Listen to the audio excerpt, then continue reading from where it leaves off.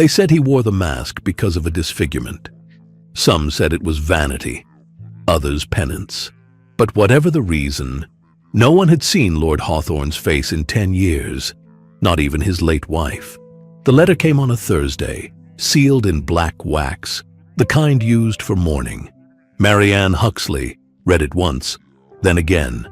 Its language was formal, but unmistakable. You are to marry the Marquis of Hawthorne. The ceremony is to take place within the fortnight. It was not a request. It was an arrangement. Her brother's gambling debts had reached beyond their station, and the price of his life had come wrapped in silk stationery. Marianne did not scream nor weep. She simply folded the letter and placed it in her lap, staring at the fire until it cracked too loudly.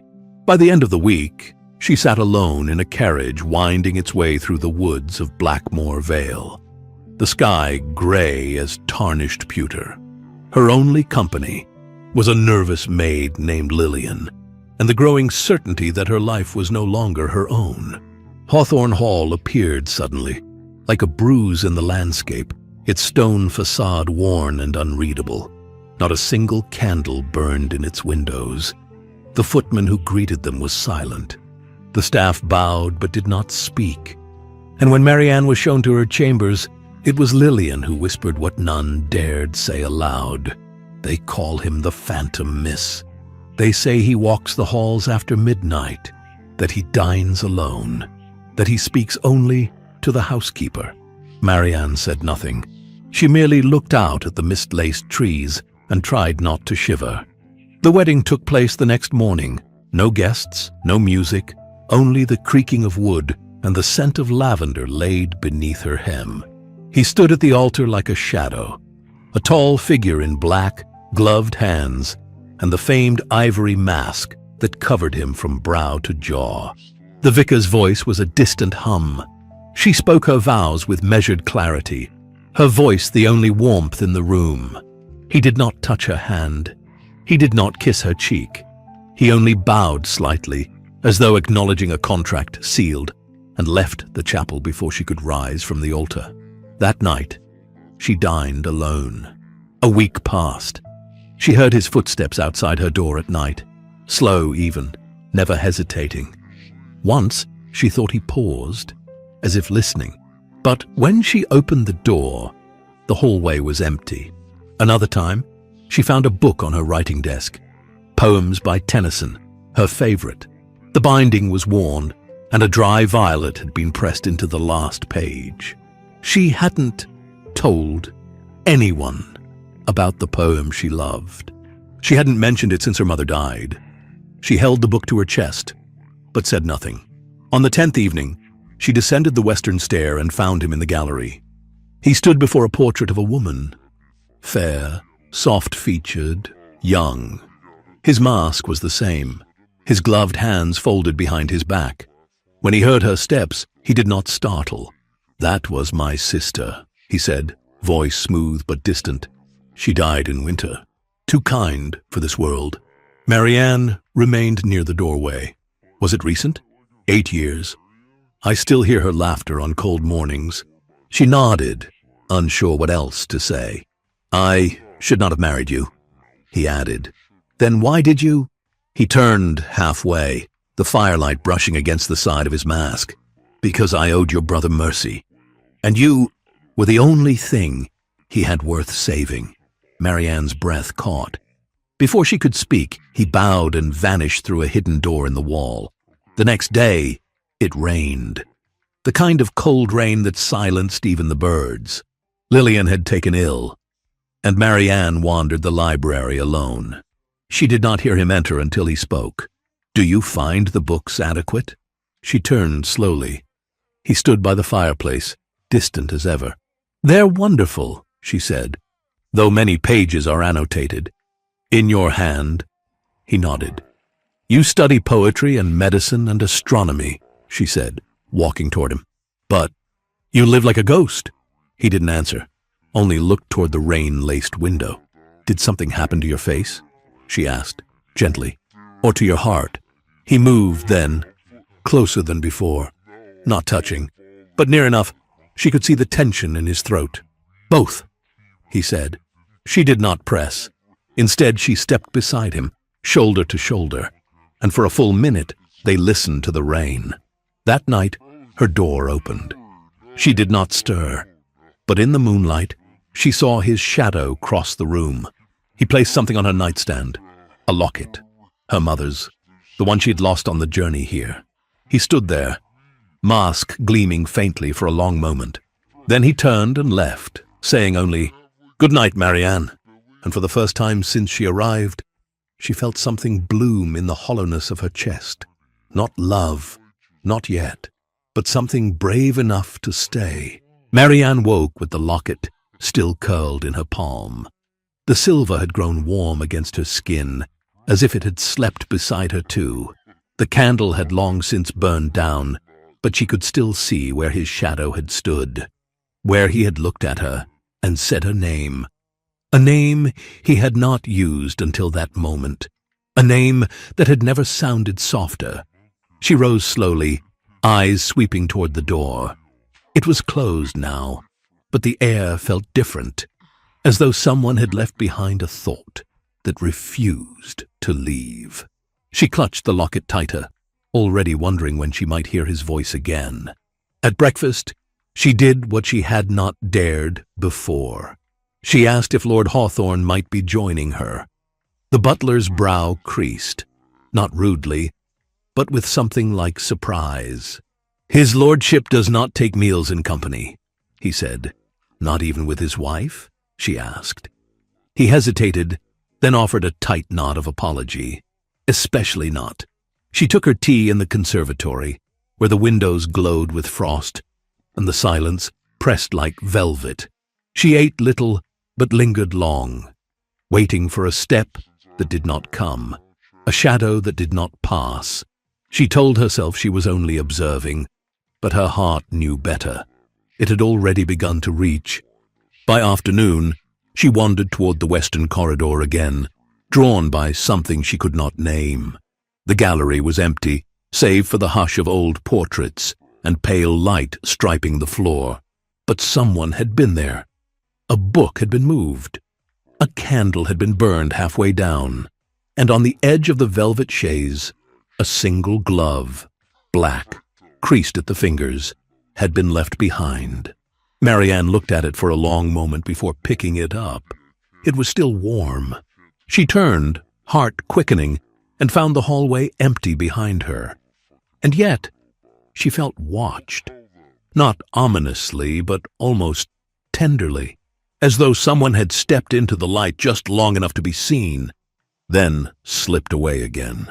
That evening, she found him in the library, not masked, not startled, but still cloaked in a silence of his own making. He stood before the hearth, with one arm resting against the mantel. When she entered, he turned, not fully, but enough to acknowledge her. "You left your glove," she said, holding it out. His gaze dropped to her hand, then back to her face. "Did you think I meant for you to find it?" She hesitated. "I hoped you had." His lips curved faintly. "I forget you're braver than most." She stepped closer, slowly. "And you forget I'm not afraid of phantoms. Not when they return lockets to girls they barely know." That made him pause. He reached for the glove. Their fingers brushed, and neither of them moved away. He turned from her then, not out of coldness, but as if her presence had startled something soft in him. He walked toward the shelves and trailed a gloved finger along the spines. "My mother used to say, 'Every book hides a heart, waiting to be read aloud,'" he murmured. "And do you believe that?" she asked. He paused. Not until now. Marianne felt the air shift again, thicker, warmer. She joined him by the window. Rain had begun to tap gently against the glass. "Do you read them all?" she asked.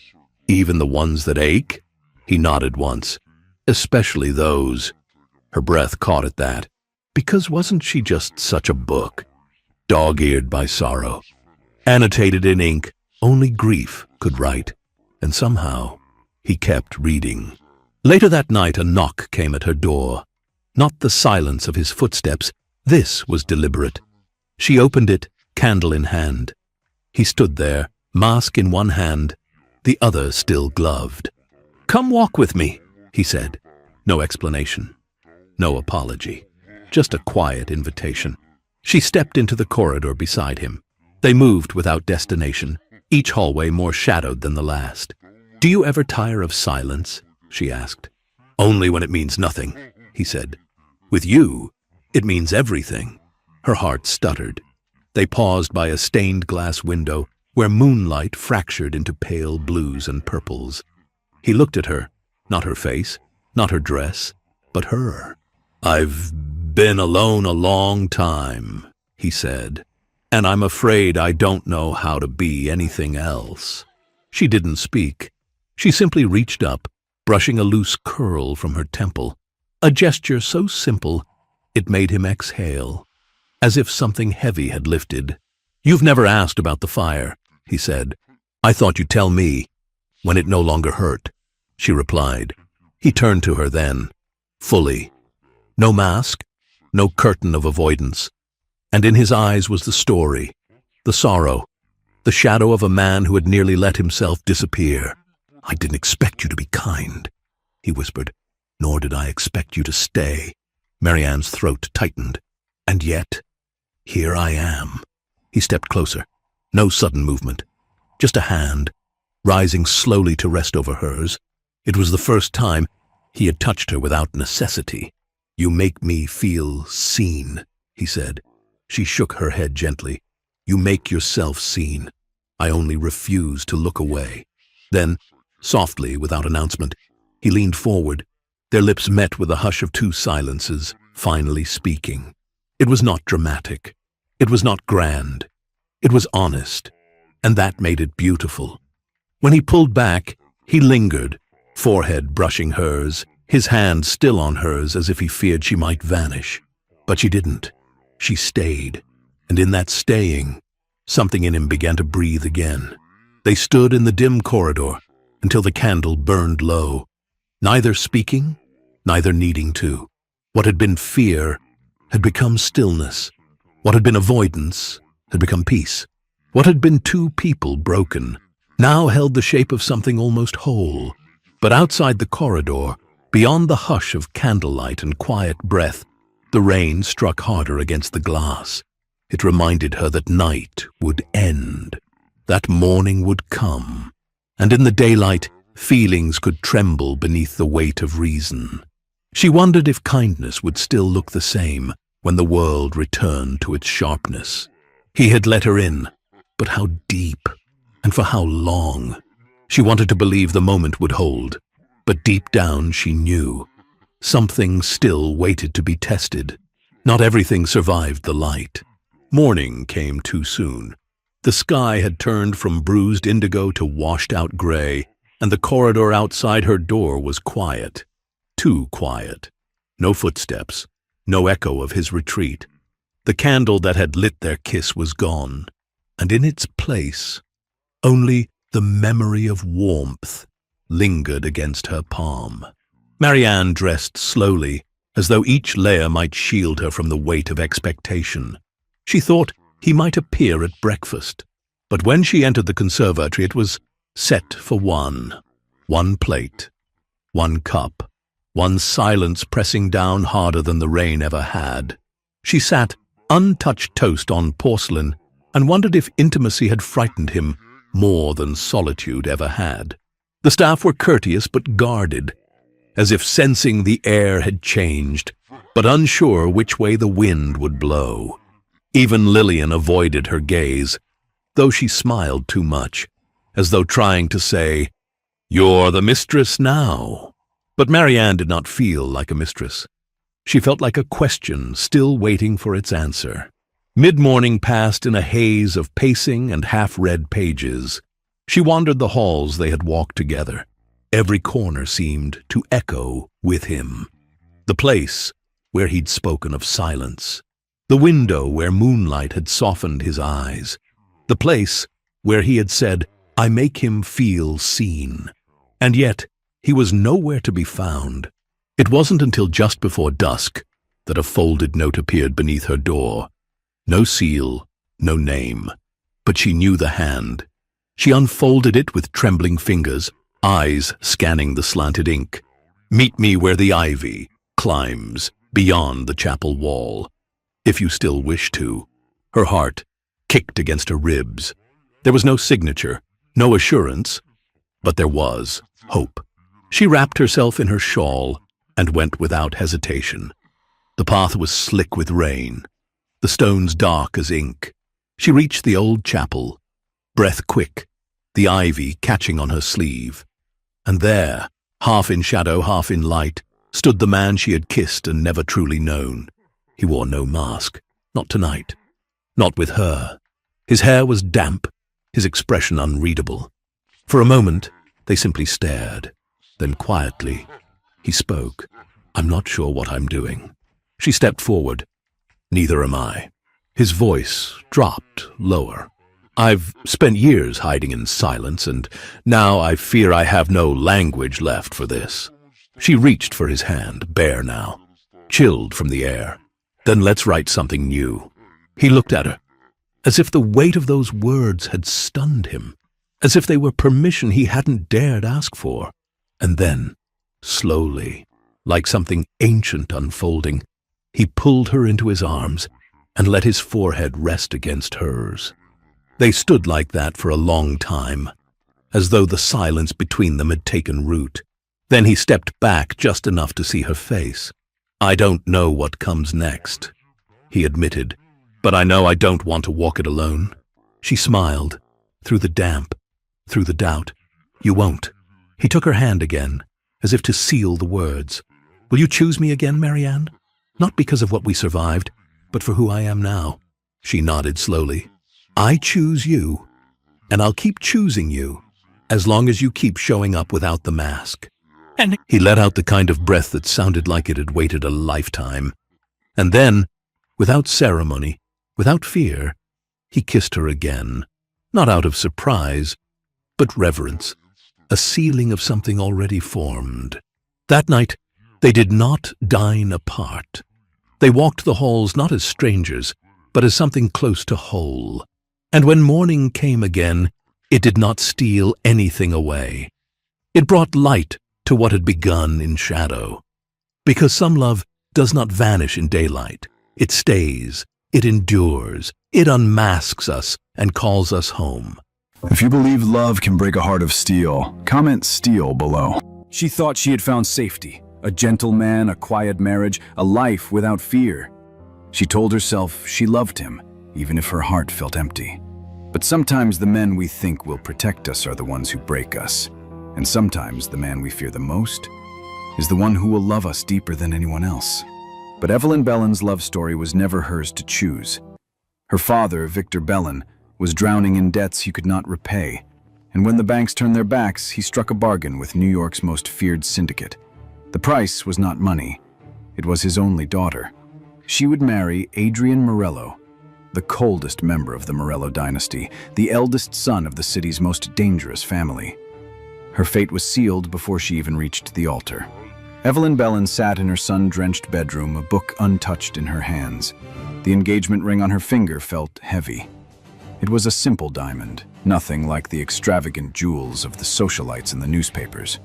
Thomas had placed it there with a soft smile. He was kind. He was gentle. He was safe.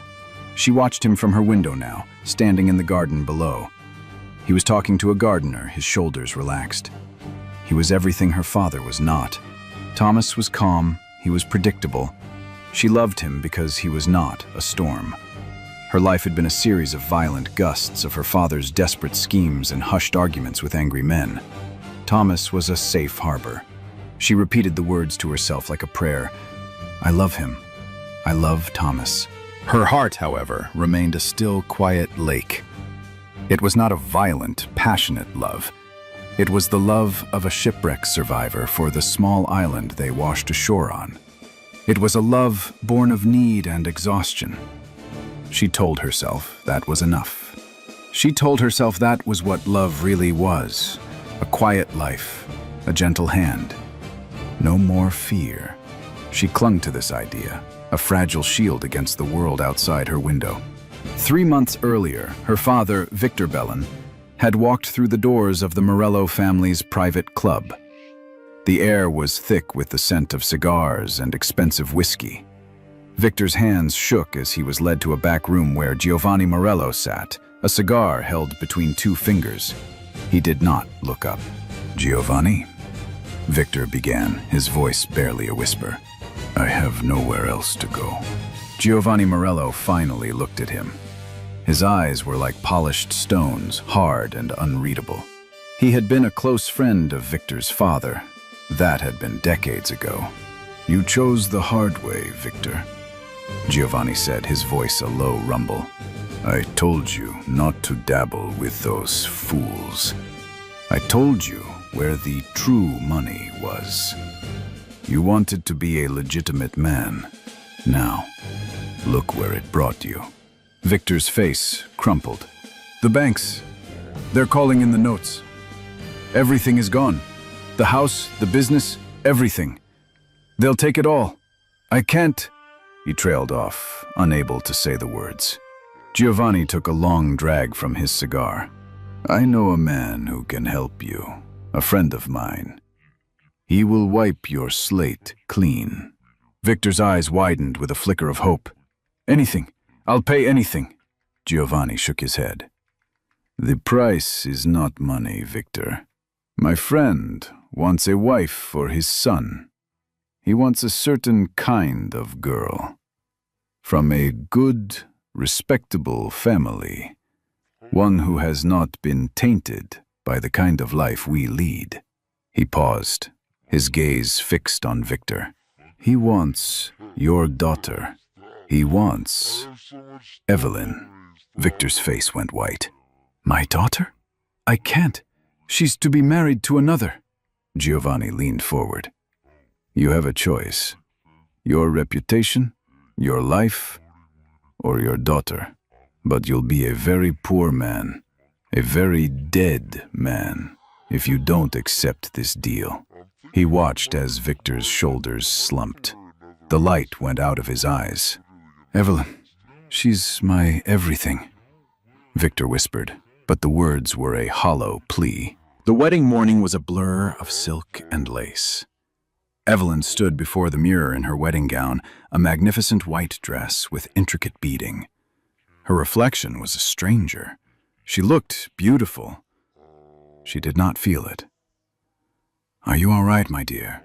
her mother asked, her voice soft with worry. Evelyn forced a smile. "Just nerves. Every bride has them." Her mother smoothed the train of her gown. "Thomas is such a good man. You are so lucky." Evelyn nodded, the lie tasting like ash on her tongue. Her father, Victor, entered the room, his eyes scanning the floor, the walls, anything but his daughter's face. He clasped her hands, his grip clammy and weak. "You are so beautiful, my little star," he said, his voice thick with emotion. He leaned in and kissed her cheek, but he did not meet her eyes. She felt the lie in his touch, the guilt. She looked at her reflection again, at the bright-eyed girl in the mirror. A perfect bride, a perfect lie. Downstairs, Thomas waited. He was dressed in a sleek tuxedo, a calm, patient smile on his lips. His friends clapped him on the shoulder, their voices loud and celebratory. Thomas looked at the clock, at the door. A flicker of something cold, something possessive crossed his face for a split second, a crack in his gentle mask. But then it was gone. He looked up the stairs, and his smile returned, wide and inviting. He was ready to claim his prize. The organ music swelled through the grand hall. Evelyn walked down the aisle on her father's arm. The hall was filled with the city's most elite. They were all here to witness the perfect wedding of a perfect couple. She saw Thomas waiting for her, his smile a beacon of reassurance. She reached the altar, her hand in his. The priest began to speak, his voice a drone in the vast space. Then, a sudden loud noise. The heavy wooden doors of the church burst open, slamming against the walls. A hush fell over the crowd. Giovanni Morello stepped into the aisle, a silent army of men behind him. They were dressed in dark, expensive suits, their faces impassive. Giovanni looked impossibly calm, a small, knowing smile on his face. The guests gasped, a wave of whispers rippling through the hall. Victor Belon's knees buckled. He looked at Giovanni, then at his daughter. His face was a canvas of pure terror. Giovanni walked slowly down the aisle, his footsteps echoing in the silence. He stopped before the altar and looked at Victor. His voice, when it came, was a low rumble that carried across the hushed crowd. "This was not our agreement, Victor." And then, Adrian Morello appeared. He stepped out from behind his father, silent. The guests held their breath. He was impossibly tall, his shoulders broad under his dark suit. His face was a study in cold, perfect bone structure, sharp and unforgiving. His eyes, a shade of stormy gray, swept over the crowd. He did not look at his father. He did not look at Victor. He looked directly at Evelyn. His presence was not a statement, it was a command. He was more intimidating in his stillness than his father was in his movement. Evelyn stood frozen, her hands still in Thomas's. He tried to pull her closer, but his grip was weak. Adrian Morello reached out and took her arm. He did not ask, he did not hesitate. He simply took. His touch was firm, not violent. He pulled her away from Thomas, a shocking public claim. Thomas's calm facade shattered. "Get your hands off her," he snarled, a viciousness in his voice that Evelyn had never heard before. He lunged at Adrian, but Adrian was faster. He simply shifted his weight, and Thomas stumbled. Adrian then effortlessly grabbed Thomas's arm and twisted it behind his back, a silent, brutal show of force. The crowd gasped again. Thomas grunted in pain, his face contorted in a mix of fury and helplessness. Victor Bellin stood by, a broken statue. He could not speak. He could not move. The priest, the wedding party, the guests, they all watched in horrified silence. Adrian's men moved forward, forming a wall between the altar and the guests. Evelyn was pulled away, her beautiful wedding gown a stark contrast to the violence of the moment. She was dragged away from the altar, away from the man she thought would save her, into the dark embrace of the man who had claimed her. The silence was deafening. The humiliation was absolute. She was pushed into the back of a black sedan. The leather was cold against her bare skin. Adrian got in next to her. The door closed with a heavy thud, sealing her in with him. The car pulled away from the church, leaving the gasping guests and the crumbling ruins of her wedding behind. She pressed herself against the car door, her body trembling with fear and adrenaline. She stared out the window, the city lights a blur. He was silent beside her. He did not speak, he did not look at her. His face was a mask of stone. The car was filled with his silent, terrifying presence. The air felt thick, impossible to breathe. A shiver ran through her, not from the cold, but from the fear. She wrapped her arms around herself, trying to make herself smaller. Adrian shifted. Without a word, he took off his suit jacket and draped it over her shoulders. The material was rough and heavy. It smelled of him, cigars, something musky, and a clean, sharp scent she couldn't place. It was a rough gesture, not gentle, but it was also strangely tender.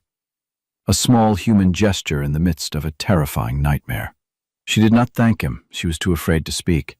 She just pulled the jacket tighter, the warmth a small comfort against her cold skin. He still did not look at her. The car pulled up to a magnificent brownstone. It was a palace, a monument to old money and dangerous power. She was led inside, up a sweeping staircase, and into a bedroom so opulent it felt like a museum. The furniture was heavy, dark wood.